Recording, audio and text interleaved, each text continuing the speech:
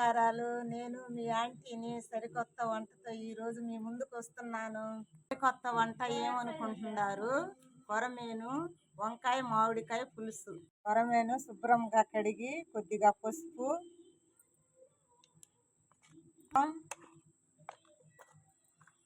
ఉప్పు తగినంత, నూనె ఒక కలపాలి. 10 నిమిషాలు పక్కన పెట్టుకోవాలి. కొరమేను పులుసులోకి కావాల్సిన పదార్థాలు: మామిడికాయ, వంకాయ, ఎర్రగడ్డ, పచ్చిమిర్చి, టమాటాలు. గ్యాస్ వెలిగించుకొని కడాయి గ్యాస్ మీద పెట్టి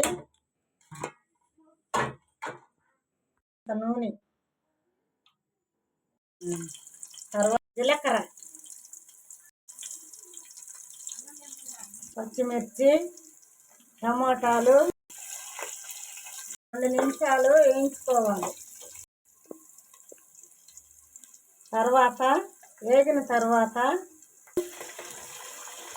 వంకాయలు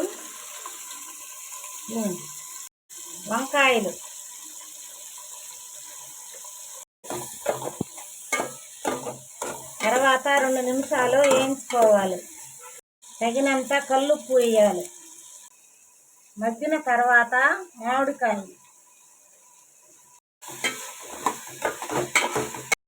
మామిడికాయ వేగిన తర్వాత కొరమేను ముక్కలు వేయాలి. చింతపండు రసము తగినంత పొయ్యాలి.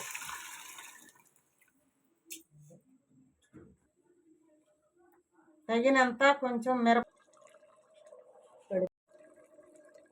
దించుకునే 5 నిమిషాల ముందు కొద్దిగా మెంతుల పొడి, కొద్దిగా కొత్తిమీర వేసి దించేసుకోవాలి.